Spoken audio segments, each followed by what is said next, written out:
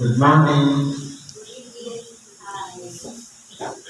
Sa pangalan po ng dakilang Panginoong Jesucristo, isa pong mapagpalang gabi sa bawat isa sa atin. Ngayon po, isa sa ginagawa natin tuwing 1 ng Nobyembre, walang iba ang ganapin na ipangaral ang mabuting balita hindi lamang sa mga tao, kundi higit sa lahat sa mga kapatid din natin wala na sa katawang tao o mga espiritu na inanyuan din o nilikha ng Diyos na kinakailangan din makarinig at makaunawa ng tinatawag na salita ng Diyos. Ang mensahe po ngayon ay meron tayong dalawang sitas na ating pag-aaralan. Ang una po ayon sa pangalawang sulat ni Apostol Pablo sa mga taga-Korinto sa Kapitulo 5, versikulo 1 hanggang sa 5. Sapagkat nalalaman namin na kung masira ang aming bahay na tabernakulong ukol sa lupa, ay mayroon kaming isang gusaling mula sa Diyos, bahay na hindi gawa ng mga kamay, walang hanggan sa sangkalangitan. Ngayon po, kung pag-aaralan po natin ang kalagayan ng pagiging isang tao dito sa ibabaw ng sanlibutan ay inihalin tulad ni Apostol Pablo sa isang tulad. Kung pag-aaralan po natin, ano po ba yung tinatawag ng tulad? Kumbaga, sa panahon natin ngayon, tawagin natin sa English, ito ay tent. Meron siyang mga patibay para mabuulay yung tinatawag na structure niya na hindi maipon yung tubig. Meron din siyang kubo at meron siyang dingding sa paligid. Kung pag-aralan po natin, hindi ba naranasan natin yan nung tayo ay hindi pa nakakabuo? Nakakabuo, hindi po pa inuuwa ko sa langit.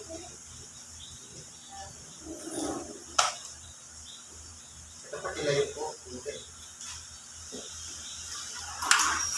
Siguro po dinanas natin na magkaroon tayo ng isang pinagsisilungan na templo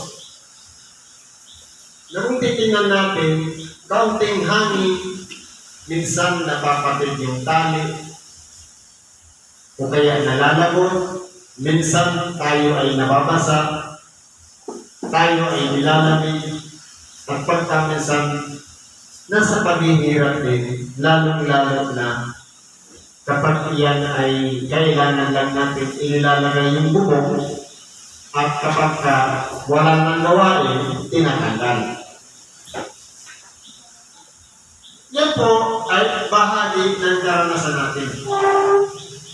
Katulad din po yan ng buhay natin dito sa ibabaw ng sanglibutan. Na ang kalagayan po ng katawan ng tao ay katulad ng isang tulad. Nagawa sa isang marupok na bagay na madaling masira. Kaya kung pag-aralan po natin ang buhay natin sa ibabaw ng sanglibutan, hindi lang tayo kumain, malipasan lang tayo ng gutom, meron na tayong problema sa katawan. Hindi lang tayo makainom ng tubig. Natutuyo ng lalamunan natin. Hindi lang tayo makatulog. Parang nakalutang na tayo. Para ang pakiramdam natin, hindi na tayo sumasayad sa lupa. At kapag tayo naman po ay walang pahinga sa trabaho, ang kinalabasan naman natin, para tayo bilang tanggulay, bagsak ang katawan. Kaya kung pag-aralan po natin sa apat parang na yan,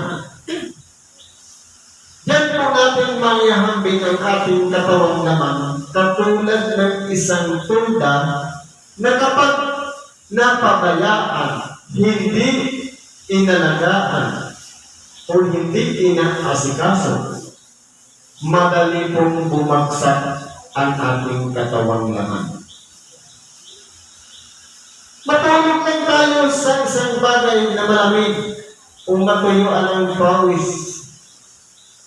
Agad tayong inuubo o sinisipon dahil po sa kalagayan ng ating katawang laman na ang tundang yan, ito po dala-dala natin sa araw-araw na kinakailangan alagaan, mahalin, ibigin at ibigay ang lahat ng pangangailangan upang sa ganun tayo ay mabuhay dito sa ibabaw ng sanglibutan.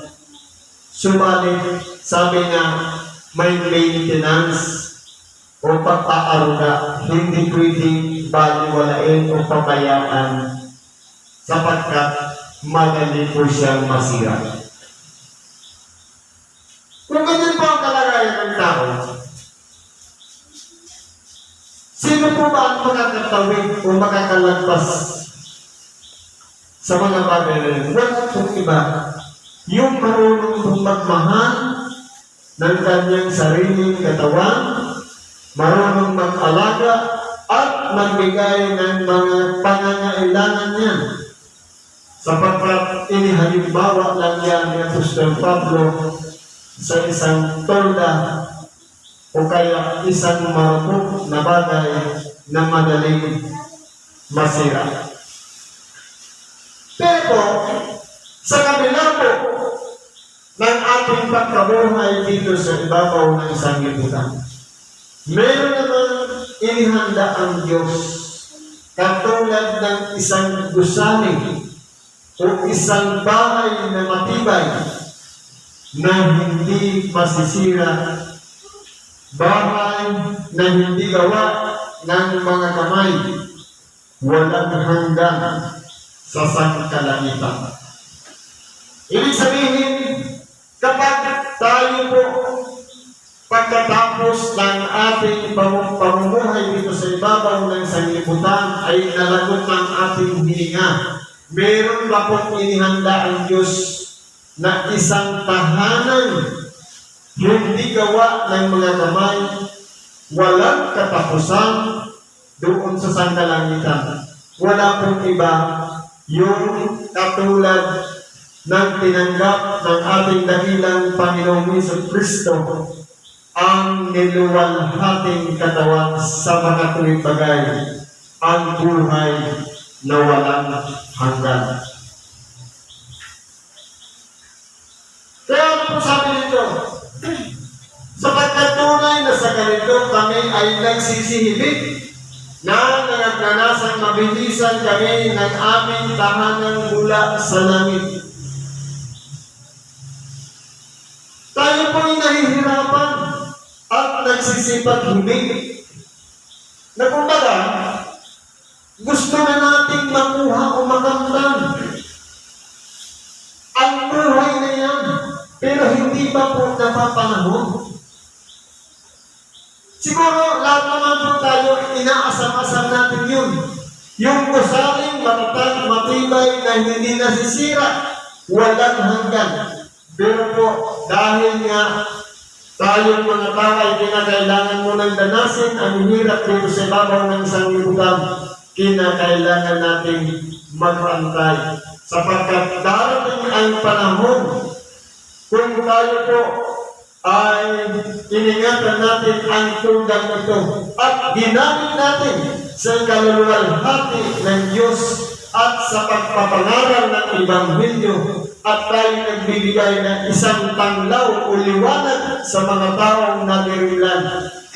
Bagamat nasa kalagayan tayo ng tulda, napakinabangan din naman ng ating kapwa sapagkat ginawa natin. Bagamat tayo may kahinaan, marupok, madaling mapagod, madaling magutom, madaling mauhaw, madaling magkasakit, o kaya makaramdam ng anumang mga problema sa kulaman dito sa ibabaw ng sanlibutan. Pero nagsikap pa rin tayo, gamitin natin ang ating katawang laman para papurihan ang Diyos sa pamamagitan ng pakikibahagi natin ang Ebanghelyo at ganoon din ang ipakilala natin ng lubusan si Kristo upang ang mga tao ay sumampalataya din naman sa Diyos. Kaya mapalad po yung tao sapagkat lahat po tayo ay dumaranas ito ng karuprukan. Pero mapalad kung sa pamamagitan ng karuprukan na yan, nagtagumpay tayo dito sa ibabaw ng sanlibutan. Hindi na sayang yung mga panahon na kumbaga sa pamamagitan ng kapangyarihan ng Diyos, tayo ay gumagalaw dito sa ibabaw ng sanlibutan upang ang karuprukan na yan ay hindi magiging dahilan na sasabihin natin sapagkat ako'y tao lamang. Kundi may magagawa tayo. Bagamat hindi mahirap na magkasala, pero mahirap gawin ang kalooban ng Diyos sapagkat hindi po madali sa isang tao ang magsisi at magbalik loob sa Diyos at hindi rin madali sa isang tao ang sumunod sa kalooban ng Diyos dahil nga sa ating kahinaan. Isipin na lang natin, ang pakikinig ng salita ng Diyos ay isang bagay na mabuti. Pero itong tundang ito ay marupok sapagkat sa halip na paglaanan natin yung panahon ng pakikinig, isang bahagi na sangkap ng ating katawan para ang salita ng Diyos pumasok sa ating mga tainga, makarating sa ating puso. Pero minsan, dahil po sa pagiging isang marupok, hindi po nakikinig ng salita ng Diyos. Pansinin po natin, hindi baga kapag may mga katuwaan, kasayahan, o anumang mga bagay na kamangha-mangha, ang ating mga mata ay dilat. Pero kapag nakikinig ng Ebanghelyo, minsan nakakaigli po tayo. Dahil nga, ang ating katawang laman ay katulad ng tulda. At ang salita ng Diyos ay walang hanggan. Kung baga hindi angkop, hindi matatanggap dahil marupok na yung kalagayan. Pero ang pinag-aaralan natin, yung walang hanggan. Yung kalalagyan ng nag-iisa natin kaluluwa sa pagbabalik ng ating dakilang Panginoon, pagkakalooban tayo ng isang katawan na hindi na masisira, walang hanggan sa mga tuwid bagay sa sangkalangitan. Kaya po ang pag-aaralan natin, bakit ang ating katawang laman nagnanais na makinig ng Ebanghelyo? Pero gusto ng Espiritu, nagsisikap din ang ating kaluluwa. Pero itong katawan natin na marupok, mahina, hindi katanggap-tanggap sa Kanya ang salita ng Diyos sapagkat ang nagagawa natin yung mga bagay na makasanglibutan. Ang nais ng Espiritu ay mapabuti tayo. Gawin natin ang kalooban ng Diyos. Kaya po, kung ang nasusunod, layaw nitong katawang laman, hindi ang kalooban ng Diyos sa pamamagitan ng pagsisikap ng ating Espiritu na ito'y mula sa Diyos, kawawa po ang ating nag-iisang kaluluwa. Kaya kung binayan natin, kalagayan ng tao si mula sa kanyang pinagmulan sa makatuwid bagay ang Diyos. At ito naman ating katawan naman ay mula sa lupa. Mga gawain makalupa naman ang nais. Nag-aagawan po yan. Ang gusto ng Espiritu ay matuto tayo, makaunawa at tanggapin natin ang Ebanghelyo. Pero ang nais naman ang ating katawan, maghilata, matulog, maigib. Ano po ang pakikinabangin ng ating nag-iisang kaluluwa? Tayo nagsisibig na gusto natin o nagsisipat na sa tayong mabihisan ng gusaling yan. Pero habang pinapractice pa natin ang ating sarili sa mga bagay na spiritual, pagka minsan bumabagsak tayo, paano mabibihisan ang ating nag-iisang kaluluwa ng isang gusaling hindi nasisira na hindi gawa ng mga kamay? Kaya kung pag-aralan po natin, kalagayan dito sa ibabaw ng lupa at kalagayan doon sa langit, papunta tayo doon. Pero po, hindi po natin tatanggapin ang isang bagay na pinaka-aasam-asam natin kung dito pa lang sa ibabaw ng sanglibutan. Hindi na po natin tinatanggap ang aral o salita ng Diyos. Paano pa natin tatanggapin yung mula sa Diyos na inihanda niya sa darating na panahon na tatanggapin ng bawat isa na sumusunod at gumaganap, lalong-lalo na yung mga aral na yan, bagamat napapakinggan ang ating mga tainga. Ito'y naisa sa buhay natin sa pang-araw-araw natin. Ano ba ito sabi nito? Na kung mabihisan niya kami niyaon ay hindi kami mga susumpungan hubad. Totoo po. Siguro kahiya-hiya sa isang tao, kahit dito sa kalagayan natin sa ibabaw ng sanglibutan, ang makita tayong hubad. Kaya ang gusto natin, kahit man lang may tabing o takip, sa makatuwid bagay itong katawan natin na ito, na sa pinakatabing o takip ng kaluluwa natin dito sa ibabaw ng sanglibutan para maganap natin yung mga bagay sapagkat nagmula po ito sa alabok, nagmula sa mga bagay na nakikita, nagmula sa mga bagay na mababang kalagayan, inanyuan at naging wanis ng Diyos. Subalit ingatan naman yung pagiging wanis na yan na dapat hindi lamang sa hitsura o sa figura ang pagkawanis natin sa Diyos, kundi yung kabanalan. Sapagkat sabi sa ibang bahagi ng banal na kasulatan, yamang banal ang tumawag sa inyo, kayo naman ay mga pagkabanal.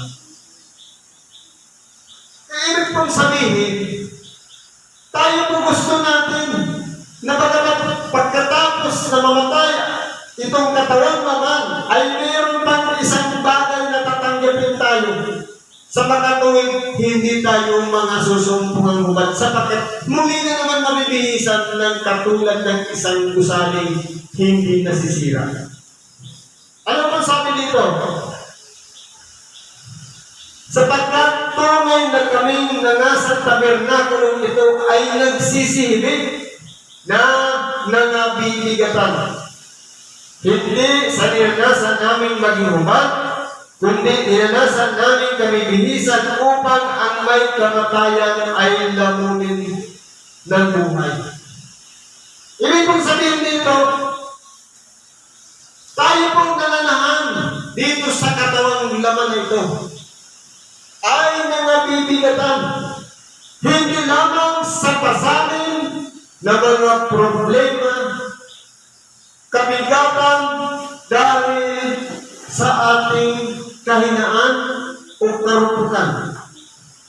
Na pagkaminsan, sa halip na isipin yung pinagpamamaraan o solusyon sa bawat sitwasyon, ang nangyayari, nakapokus na lang tayo doon sa sitwasyon. Halimbawa po, karamdaman. Ang nasa isip natin walang iba, ako'y may sakit, ako'y may karamdaman. Dapat po hindi ganun. Kundi, hindi dapat tayo nakapokus ng doon sa tinatawag na kabigatan. Kundi, sa papaanong paraan, yung kabigatan na yan, gumaan. Sabi ba kasi ng bago ng mga nakasulatan, pasan kayo ng pasanin ng iba. Halimbawa, meron tayong problema, ano ba yung sakit, ibibigay mo sa kapwa mo? Hindi po. Ibahagi mo, ano kayong magandang gamot dito, brad? Sis. Pwedeng sabihin ng isa, padoktor ka kaya, brad. O kaya maglaga ka ng ganito. O kaya, brad, magbutang kita. Hilutin kita. Sabi, mga dalahan kayo ng pasanin sa isa't isa. Sa pamamagitan ng pag-share o pagbabahagi na kinakailangan natin ng pamamaraan nang sa ganun ang kabigatan na yan na nasa ating katawang laman ay hindi natin aapoy mag-isa, kundi ibahagi natin sa kapwa sa pamamagitan ng ating bibig. Brad, ano kaya ang dapat kong inumin, masakit ang ulo ko? Ibig sabihin, yung pinagpasahan mo naman, nang sinabi mo, gagawa naman siya ng aksyon, magtatanong rin siya kung hindi niya rin alam kung ano ang solusyon doon. Ibig sabihin, yung kabigatan na yan, bumaan dahil na ipasa mo din sa iba. Kaya kung pag-aralan natin, huwag tayong titingin doon sa mga pangyayari o sitwasyon, sa mga kabigatan na yan, na pagkaminsan, yun ang palaging na idadahilan ng tao. Kapag dumarating yung sangkaterbang mga problema, yung mga karamdaman na hindi na magamot ng doktor material, pagkaminsan sumusuko ng sarili, wala ng pag-asa. At kapag bumalik naman sa doktor, sasabihin namin, maiksi na lang ang buhay ko.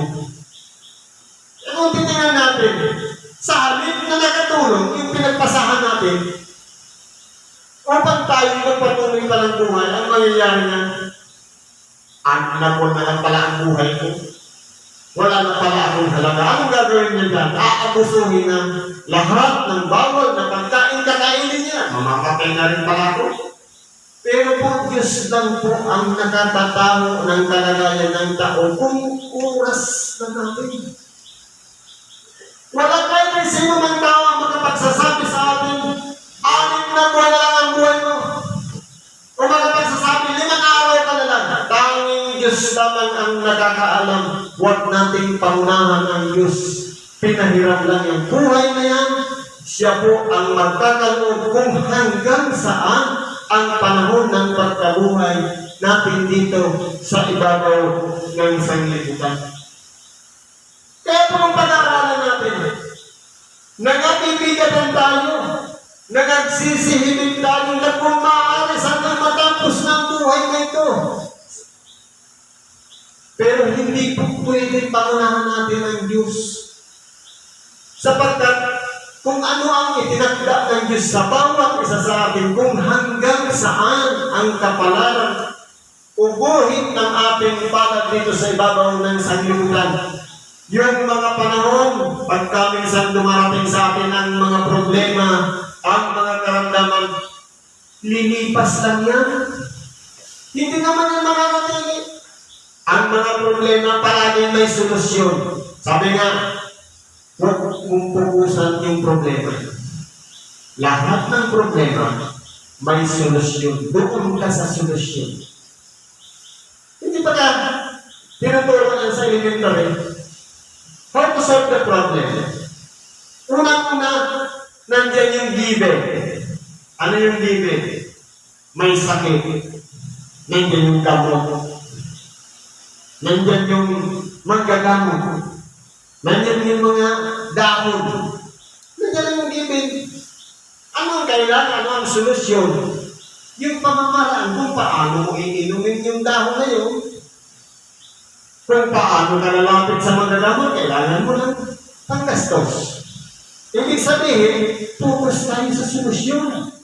Pero pagka minsan, may sakit ako, pero wala na ginawa. Hindi dapat doon, kundi iisipin natin yung mga bagay para magtagumpay tayo dito sa ibabaw ng sanglibutan. Sapagkat, kung dito pa nga lang sa ibabaw ng sanglibutan, sumuko na tayo, paano tayo tatanggap doon sa walang hanggan na itinakda ng Diyos na dapat ipagkaloob sa mga taong nagtagumpay dito sa ibabaw ng sanglibutan? Pero ang nangyari, dahil sa kanyang pag-isip, nagpakamatay. Inunahan na ang Diyos na salib. Sana umabot pa ng 70 anyos, 45 anyos lang, lumanas ng problema. Sarili niya ng pagpatay ang ginawa. Hindi natin pwedeng pagunahan ng Diyos. Kundi, Diyos lang po ang nakakataho at nakakaalam ng bawat dadanasin ng tao. Pero sabi nga, hindi tayo bibigyan ng mga pagsubok na hindi natin kaya. Sa mga tuwing, kung hanggang saan ang kakayahan ng bawat isa sa atin, hanggang doon naman yung mga pagsubok na dumarating sa atin. Kaya natin yan. Yun nga lang sinasarili natin. Ibahagi natin sa kapwa. Halimbawa, ano pang mga problema ng kapwa? Pagka minsan, yung mga suliranin o mga problema, nasa halip sana, humingi tayo ng solusyon. Ano kaya ang problema mo, sis? O Brad, bakit ako ganito? Bakit may mga patong-patong na ganito? Pwede natin i-share yan. Wala namang masama. Mabuti pa nga yung gumagaan yung pakiramdam. Sapagkat kapag puno na ang dibdib, sabi na, sa kasaganaan ng kanyang puso, nagsasalita ang kanyang bibig. Lalabas at lalabas siya kung ano ang laman ng ating puso. Kung nariyan ba ay puro galit, puot, hinanagit, o anumang mga bagay na pinatutungkulan ng ibang tao na hindi mawala-wala. Kapag iyan ay ibinabanggit natin sa mga tao, lalong-lalo na sa ating mga kaibigan o kapatid na pinagkakatiwalaan natin, maiibsan ang kabigatan na yan. Ano ba itong sabi dito? Ninanasan namin kami bihisan upang ang kamatayan ay lamunin ng buhay. Dahil sa ating paghahanap na tatanggap tayo ng buhay para lamunin yung kamatayan. Totoo po ang buhay ng tao, may limitasyon. Sabi nga, kapag ang tao ay namatay, hindi pa rin dinadala pa yan sa doktor. Doktor ang nagpapatunay o nagbibigay ng sertipiko na siya ay medically dead. Bakit? May mga terminong gano'n. Ibig sabihin, hindi na nag-function yung kanyang puso, wala nang tibok. Ibig sabihin, sa ibang termino, yung espiritu, bumalik na sa Diyos, yung natira na lang yung katawan at yung init na natitira pa dyan. Kumbaga, ang unang kamatayan, yung tinatawag na separation of the spirit from the body. Ang ingatan po natin, yung tinatawag na ikalawang kamatayan, walang iba. Pagkahiwalay natin sa Diyos. Kaya ang pinaka-asam-asam natin, walang iba. Ang tanggapin natin sa ating sarili sa darating na panahon, ang tinatawag na buhay. Bagamat ang tao ay may limitasyon, lahat tayo ay mamamatay, pero pagkatapos niyan, yung buhay na itinakda ng Diyos sa tamang panahon sa kanyang pagbabalik kung tayo po ay nagtagumpay dito sa ibabaw ng sanglibutan. Ano po sabi nito? Ngayon, ang gumawa sa amin ng bagay din ito ay ang Diyos na nagbigay sa amin ng patutuo ng Espiritu. Kaya po, nandiyan na lahat nagkaprograma sa isang tao na mula sa isang taong hindi nakakilala sa Diyos. Tayo'y kinahabagan ng Diyos. Nagsubok siya ng mga ngaral upang pakinggan natin, upang baguhin tayo, upang sa pamamagitan ng pagbabagong yan at masuntunan natin sa ating sarili na tayo'y nagsisisi at nagsipagbalik loob sa Diyos, tayo po'y babaguhin ng Espiritu. Sapagkat bagaman ang ating pagkatao dito sa ibabaw ng sanlibutan, mahirap gawin ang isang bagay na mula sa Diyos sa mga tuwing bagay yung pagsisisi dahil sa kasagabalan na pagkaminsan ang tingin natin sa ating sarili, hindi natin kaya.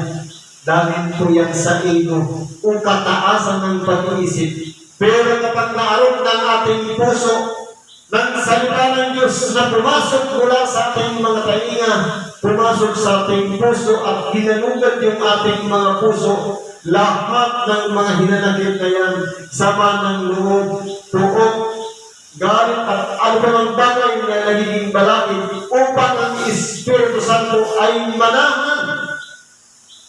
Gawin tahanan ang ating puso, babaguhin po tayo at hindi na tayo yung datihan nating pagkatao na matigas ang ulo, suwain at sinungaling at ano pa mang bagay na gawain o tanging katangian ng tao, kundi ginagawa na natin sa ating sarili ang pagiging isang larawan ng Diyos. Na isang tao na gumagawa ng matuwid. Mahirap po ang paggawa ng pagiging isang matuwid. Pero ang lahat ng bagay ay pinagsasanayan.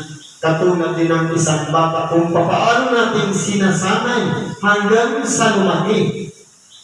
Yan po ang kanyang susundan. Nakasundan po yan sa banal na kasulatan. Kaya po, kung mahirap sa atin kapag araw-araw nating ginagawa, sinasanay natin ng ating sarili, darating ang panahon, papunta tayo sa tinatawag na kasakdalan o perfeksyon. Sabi nga, ang isang taong marunong magpigil ng dila, ang taong iyaon ay isang sakdal. Ano ba sa pagsasalita na lang? Dati naman, kabilaan, walang pigil, kontrol sa pagsasalita. Pero nung makilala natin si Kristo at yung kanyang aral, hindi pala pwede yun. Kundi ang pagpipigil ng dila na pinagdinigas ng impyerno, isang bagay na gawang mabuti. Sapagkat, kumbaga, sa halip na paglingasan pa niya ng impyerno, para magsalita ng masama sa kapwa, hindi na natin magagawa sa makatuwid. Kapag yan ay napipigilan na natin, marunong na tayong maglimita hanggang sa hindi na yan makapagsalita ng masama sa kapwa. Papunta na po tayo sa tinatawag na kasakdalan. Kaya, ano bang may dadahilan para tanggapin natin yung gusaling hindi nasisira? Kung dito pa lang sa ibabaw ng sanlibutan, bagamat nasa kalagayan tayo, isang tundang nasisira, nagtagumpay na tayo. Sigurado po, mamatay na tayo, ang aabuhin natin, buhay na walang hanggan sa piling ng Diyos.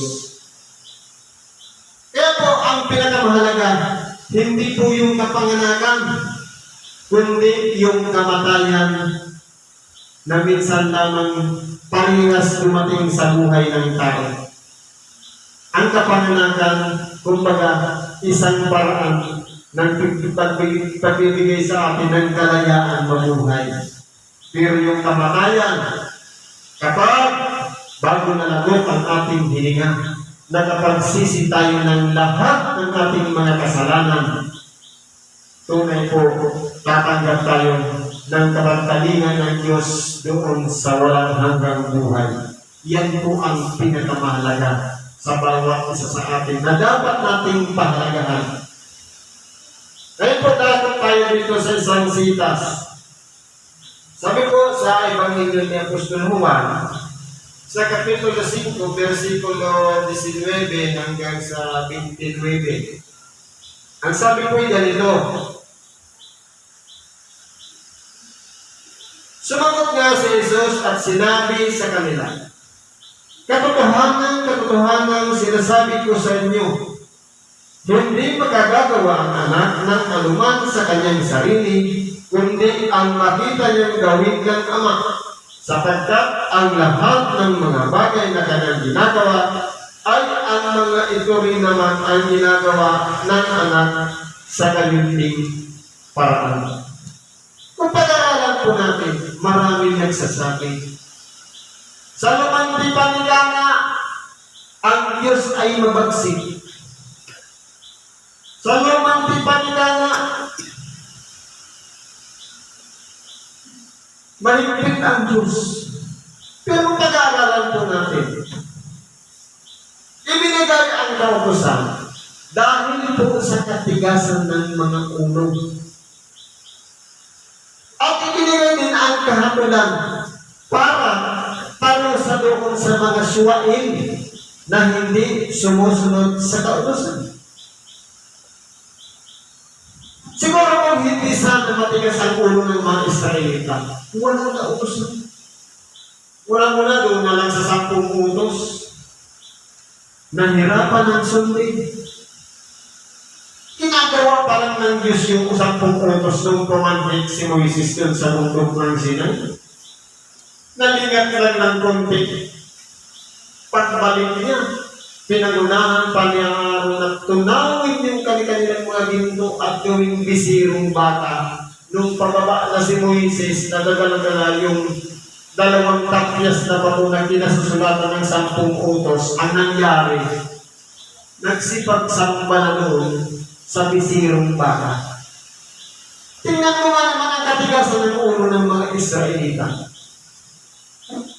Kaya po, ang naisan ng Diyos, yung tinatawag na bayang banal o pinili ay maingatan. Totoong ingatan po ng Diyos sapagkat magmula kay Adam hanggang kay Jose, iningatan ng Diyos yan. Lahat ng salit-saling lahi sapagkat si Jose po ang magiging tinatawag na foster father o kikilalaning ama ng ating dakilang Panginoong Hesus Kristo. Kaya pwede natin niya ng Diyos, pero ang mga Hudyo, mga Israelita sadya kung matitigas ang ulo. Ipinaganak na nga nating dakilang Panginoon. Kaya po ang nangyari, nung ipinaganak pala, sa halip na kilalanin, bagamat may dumating na 3 pantas para sabihin sa kanila, saan ba ipinanganak ang lahi ng hari ng mga Hudyo? Anong ginawa? Yung hari si Herodes sa halip na magalap, umatuwa, may intention pang itigin ang buhay ng ating dakilang Panginoon. Ganyan po katigas ang ulo ng mga tao noon.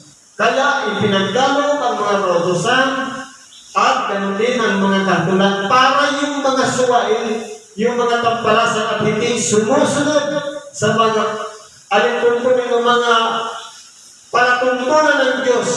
Meron po silang kahantungan sa mga tuwing bagay, yung kahatulan para sa kanila. Pero nung dumating pa ang ating dakilang Panginoong Hesus Kristo, ipinaaninag niya sa mga tao na ang Ama ay hindi po mabagsik sa isang taong gumagawa ng matuwid. Sa mga tuwid, ang Diyos po ay mabagsik doon sa mga suwail at siya po ay maano doon sa mga taong karapat-dapat tumanggap ng pagkalinga ng Diyos. Kaya po masasabi ng ibang tao na ang Diyos ay mabagsik dahil nga sa katigasan ng ulo ng mga tao. Pero pansinin natin ngayon, ang tao po ngayon, kapag nakakarinig ng salita ng Diyos, nagbibigay na ng oras para makinig ng salita ng Diyos. Na dapat sana sa ganitong oras, ang sarap na natin nakahilata o kaya kagwentuhan yung mga matagal nating mga kaibigan na ngayon lang nagsipakuin dahil araw ng undas. Pero hindi natin yung pinansin, kundi mas mahalaga ang makinig ng salita ng Diyos, kaya tayo'y nandito. Bagamat pipikit-pikit ang ating mga mata, pinahahalagahan natin ang Ebanghelyo nang sa ganoon madagdagan ang ating mga kaalaman at maunawaan pa natin kung ano ang layo ng Diyos, bakit ipinangangaral ang Ebanghelyo. Sa totoo lang po, iba-iba po ang mga sitas na ipinagkakaloob sa bawat panahon. Ngayong panahon na sinasabi ng sanglibutan, araw ng mga patay. Pero ang mga kakatuwaan, mga buhay, meron ng handaan. Hindi naman makakain ang patay. Kaya nang nangyayari, magluluto, dadalhin doon sa sementeryo, pagkatapos sila rin naman ang kakain. Pero ito po ang pinakahalaga na ginawa natin. Sapagkat hindi tayo naghanap ng pagkain na sisira o material na bagay, kundi yung pagkain spiritual sa mga tuwing bagay, ang tinapay ng buhay na pinakakailangan ng ating nag-iisang kaluluwa. Ito ang ating pinagsasansaluhan upang sa ganun magusog tayo. At sa pang-araw-araw nating pamumuhay, meron tayong lakas para magtagumpay sa lahat ng hamon ng buhay. Mga kapighatian, mga problema, karamdaman, o anumang sakuna, natututo tayong manalangin, natututo tayong mag-ingat at sumunod sa mga plano ng Diyos sa bawat isa sa atin. Tayo po'y naiingatan dahil po sa isang bagay na sumusunod tayo sa kanyang kalooban. Ibig sabihin, hindi mahalaga sa atin ang pagkain na sisira, kundi mahalaga sa atin walang iba ang pagkain hindi nasisira sa makatuwing bagay ang Ebanghelyo na siyang pinagsasalusaluhan natin kasama ng mga taong wala na rin sa katawang laman na maaari rin tumanggap ng Ebanghelyo sapagkat ang Ebanghelyo ay ipinangangaral hindi lamang sa mga tao maging sa mga espiritu. Kung mapapansin po natin, ang iba, ipinangangaral ang Ebanghelyo para lamang sa mga buhay. Kung mapapansin natin, matapos ang ating dakilang Panginoon ay mamatay, nalakot ang kanyang hininga doon sa cross ng Kalbaryo. Siya pumaroon. Hindi naman siya bumalik na sa kanyang ama, kundi siya'y nanaumbong sa kalaliman at nangaral sa mga espiritong nasa bilangguan. Ibig sabihin, kung ilang araw sa sukat ng tao, sabi 3 araw na nawala o namatay ang ating dakilang Panginoon, bago siya mabuhay na maguling sa mga patay, siya'y naparoon sa mga espiritong nasa bilangguan sa makatuwid. Mahalaga rin sa harapan ng Diyos ang mga espiritu ng nangamatay na kinakailangan din makarinig ng salita ng Diyos. Kaya po rin pinapangaral natin tuwing araw ng undas ang Ebanghelyo. Hindi lamang sa mga tao, kundi maging sa mga espiritu na nangangailangan din ng pagkalinga at habag ng Diyos sa makatuwid naman para makapagsisi at makapagbalik loob sa Diyos at magpasakop sa kanyang kapangyarihan nang sa ganun maganap din nila ang mga bagay na hindi nila naganap nung sila'y nabubuhay dito sa ibabaw ng sanglibutan. Ibig sabihin, kung mahalaga sa ating dakilang Panginoon ang mga espiritu mahalaga rin sa atin. Sapagkat tayo po'y sumusunod sa kalooban ng Diyos na bagamat tayo'y nasa katawang laman, hindi natin binabaliwala yung mga espiritu na nangangailangan din ng Ebanghelyo. Alam mo kung sabi dito, sapagkat sinisinta ng Ama ang Anak at sa Kanya'y ipinakikita ang lahat ng mga bagay na Kanyang ginagawa. At lalong dakilang mga gawa kaysa mga ito ang sa Kanya'y ipakikita niya upang kayo'y magsipangkilalas.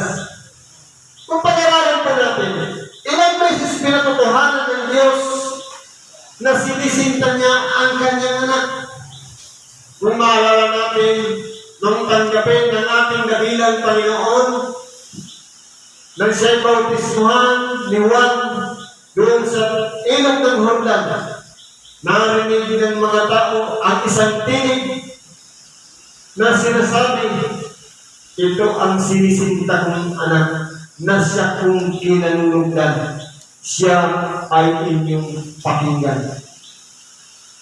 Pangalawang beses ng ating dakilang Panginoon pumanhik sa bundok kasama sina Pedro, Santiago at Juan, at napakita sa kanila si Elias at si Moises na sabi nga ni Pedro, Panginoon, bakit hindi tayo gumawa ng 3 kubol? Isa sa iyo, isa kay Elias, at isa kay Moises, na hindi nalalaman ni Pedro ang kanyang sinasabi. Ang akala nila, si Moises nagbalik, at ganoon din si Elias, kaya gagawa sila ng kubol o tempuran yung natirahan. Ang nasa isip lang naman, para, kumbaga, dahil sa nangyari, yun ang naging bukas ng bibig ni Pedro. At pagkatapos nung sila liliman, anong narinig na naman natin, ito ang sinisinta kong anak na siya kong kinalulugdan. Siya ang inyong pakinggan. Ibig sabihin, 2 beses na nagpatuto ang kanyang Ama na sinisinta niya ang kanyang anak sa makatuwing bagay ang ating dakilang Panginoong Jesucristo.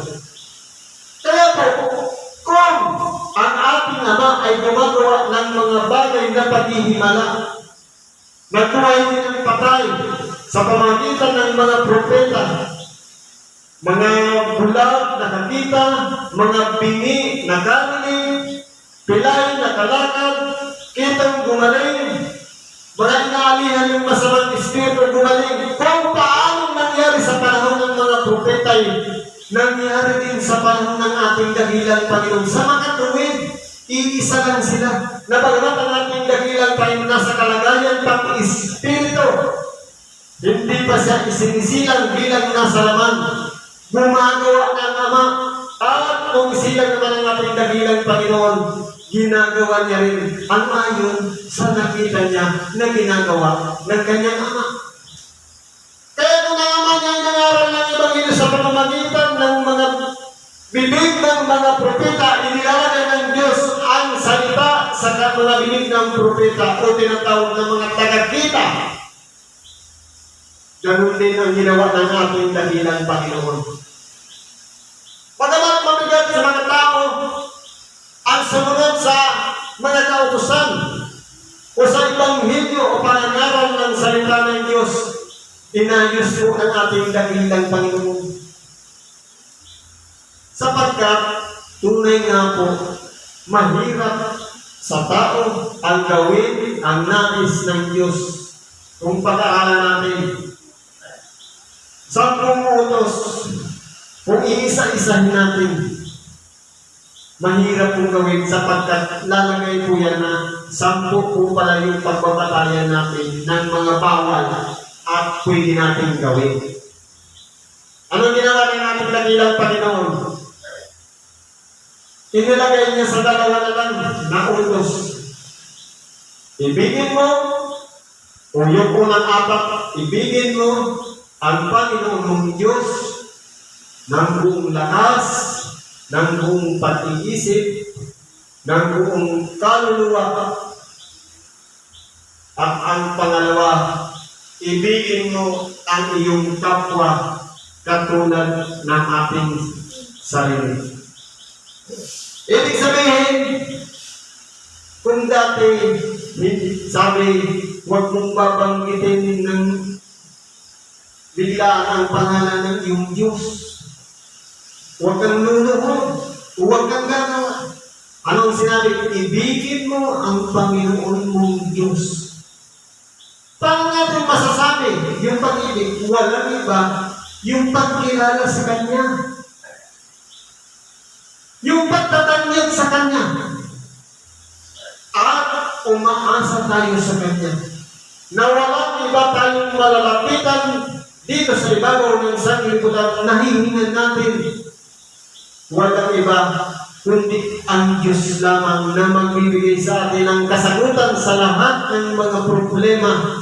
Siya lamang po ang magbibigay ng mga solusyon sapagkat natatalos niya po ang pag-iisip ng bawat isa sa atin.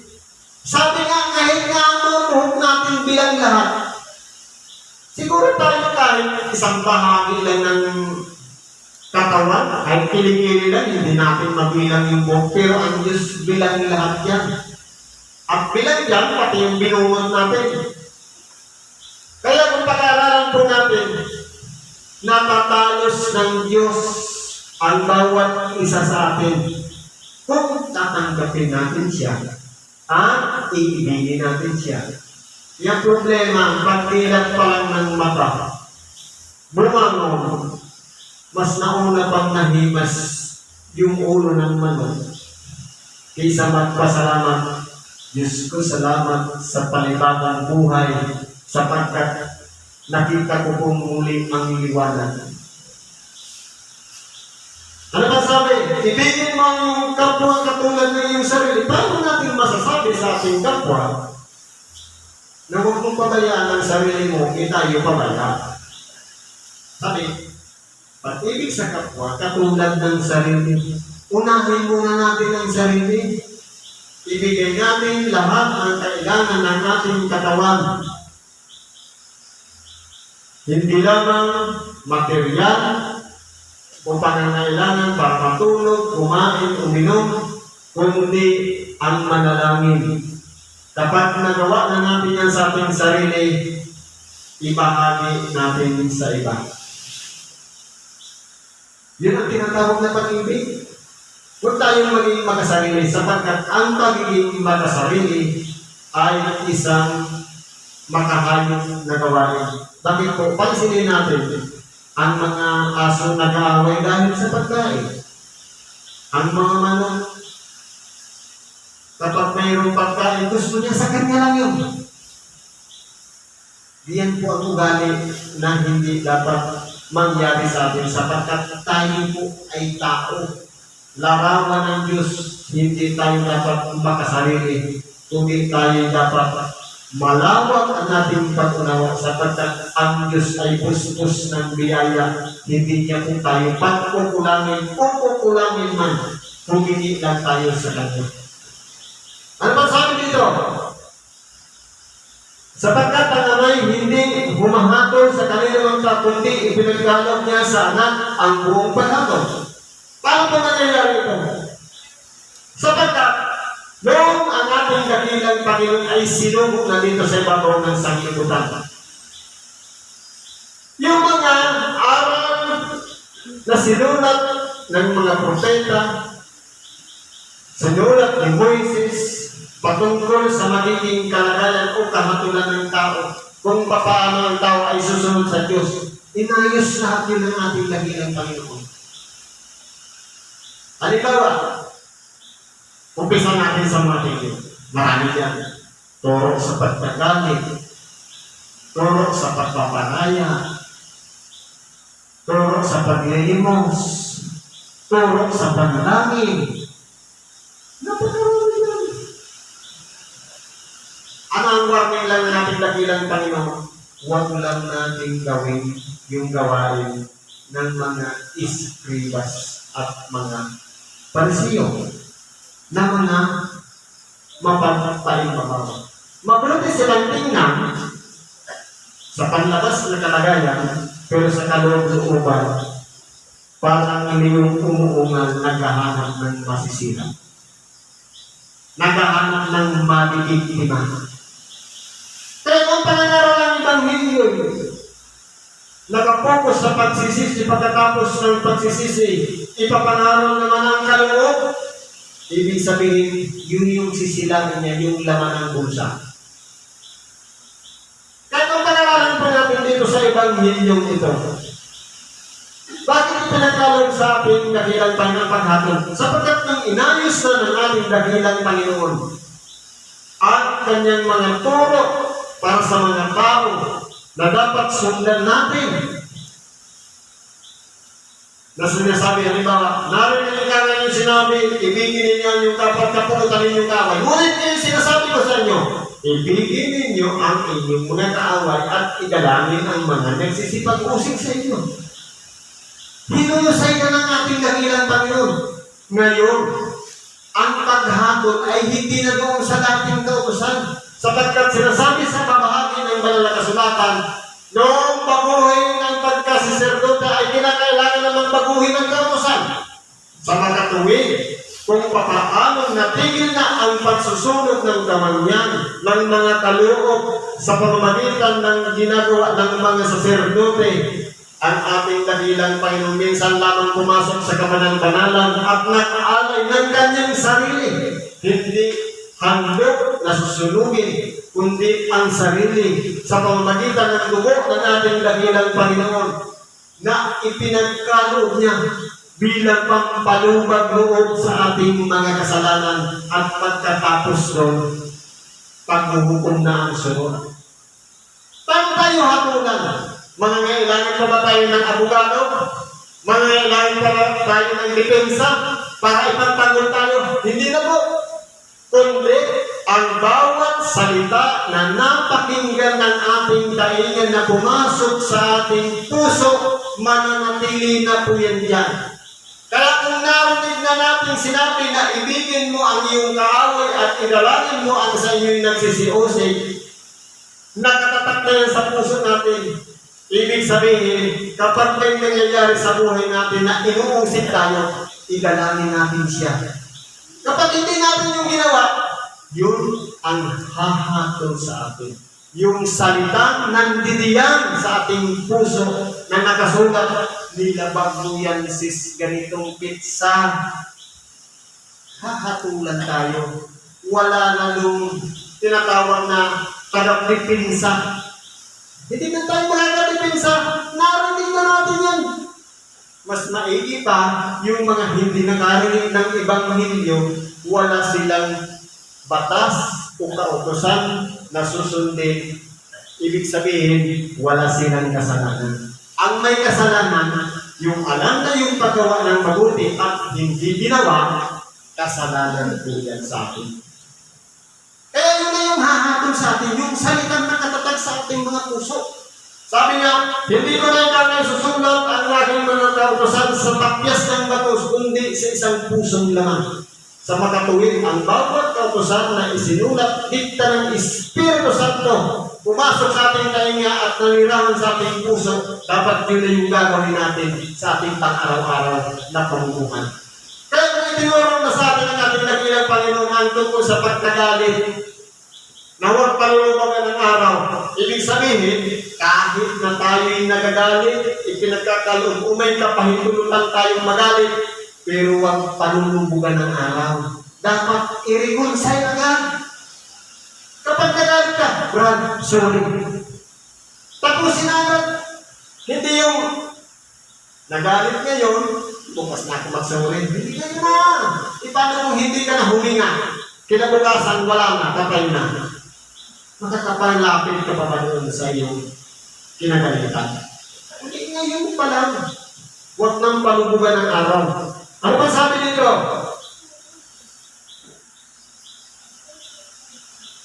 Huwag Tayo papurihan ng lahat ang anak, na gaya rin naman ng kanyang pagpapapuri sa ama. Ang hindi nagpapapuri sa anak ay hindi nagpapapuri sa ama na sa kanya'y sinugo. Tingnan mo nga naman ang unity ng dalawa. Yung ama, anak. Nagpapapuri ang anak sa kanyang ama. At ganoon din ang ama, nagpapapuri sa anak. Meron silang pagkakaisa. Kung sa kwentada, 1 plus 1 equals 1. Meron silang pagkakaisa. Pero sa tao, sa kalagayan naman ng mag-asawa, iiwan ng lalaki ang kanyang ama at ina at makikisama sa kanyang asawa at sila ay magiging isa. Ano ang nangyari?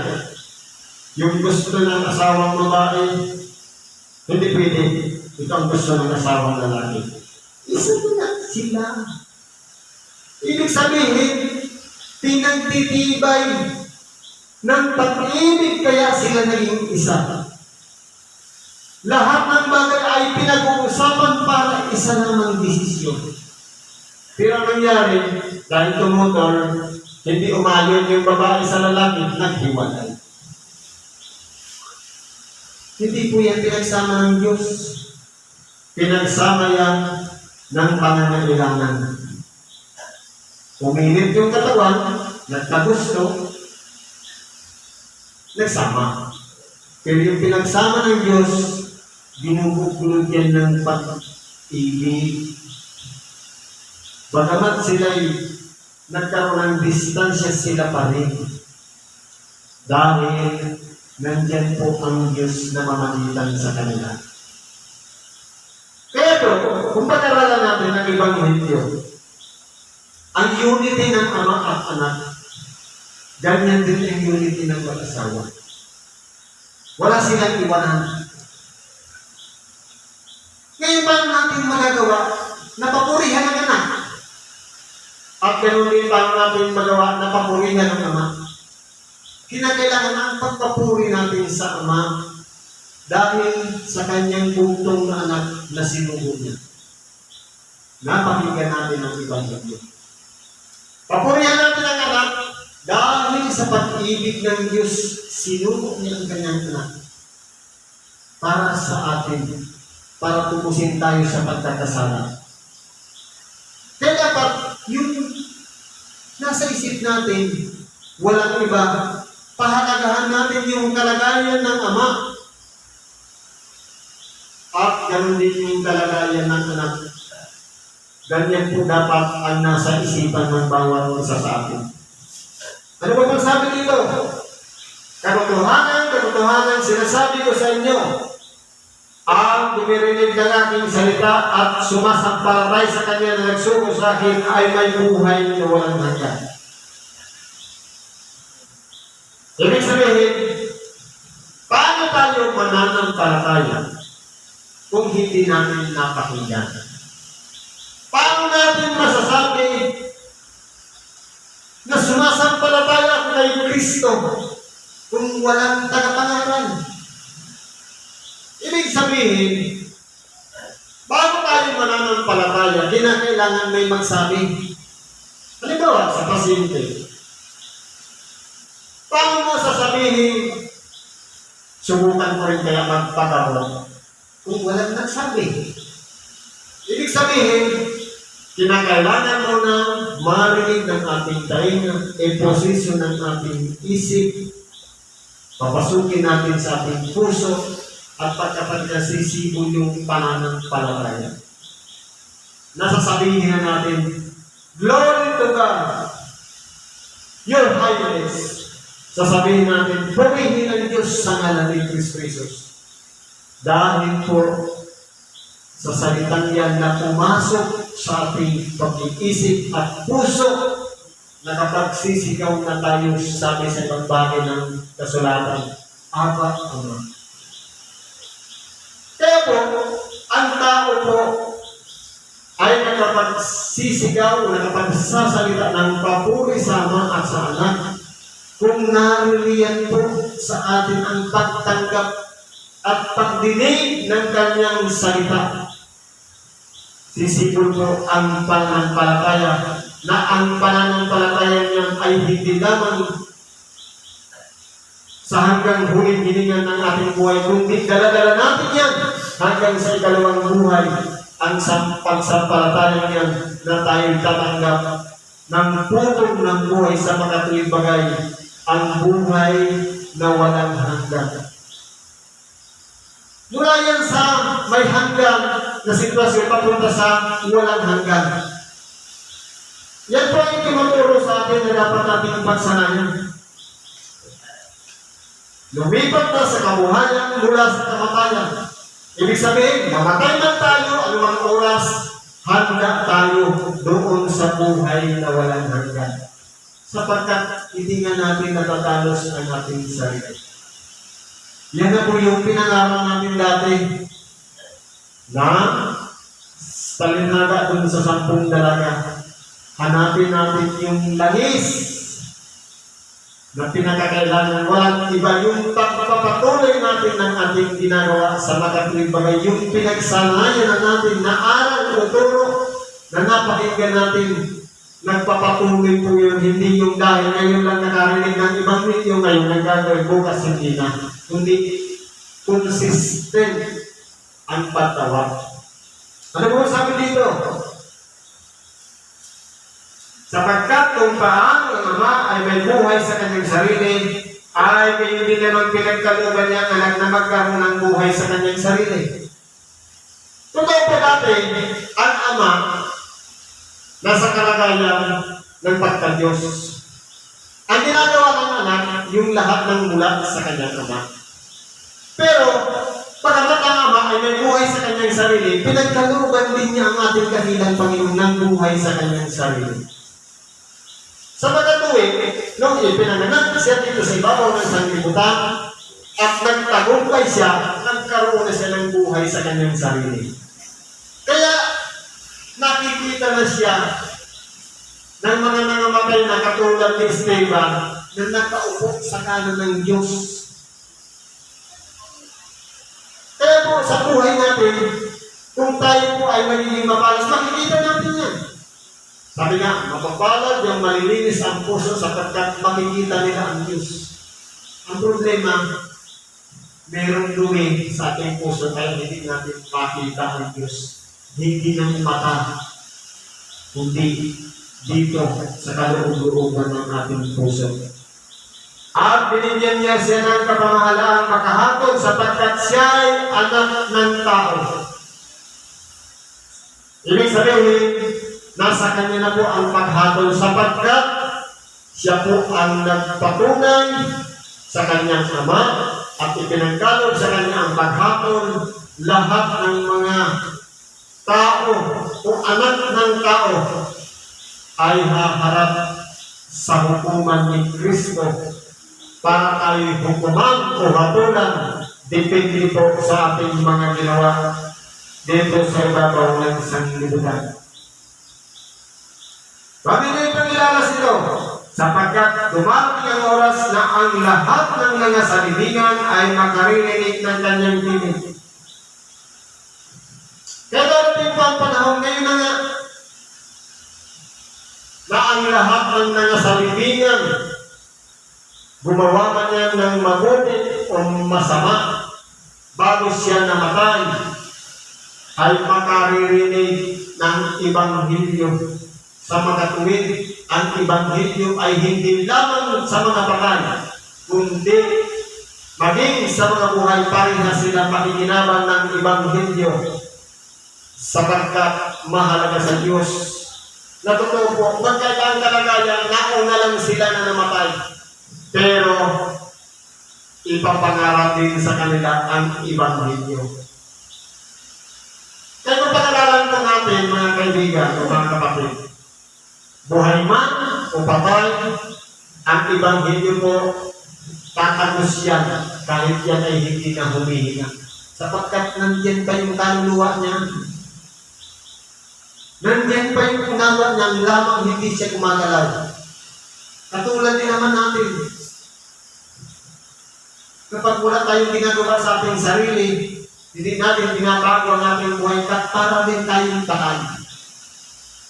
Sapagkat dahil nga walang ginagawa, katulad din yan ng patay, walang pinag-iba. Buhay nga tayo, humihinga.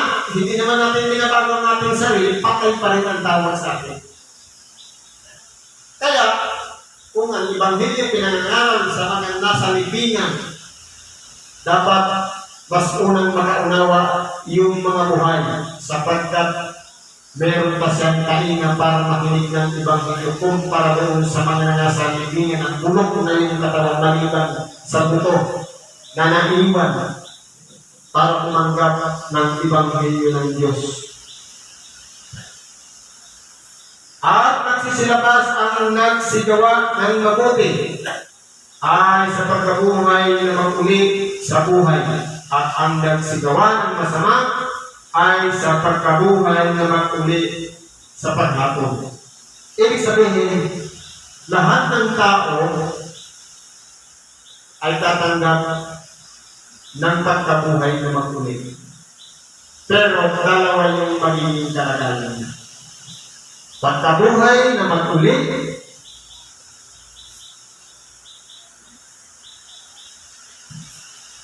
sa gumawa ng mabuti, hindi na po hahatulan. At sa gumawa ng masama, meron pang paghatol. Kaya matagal yung tao na gumawa ng mabuti hanggang sa huling hininga ng buhay.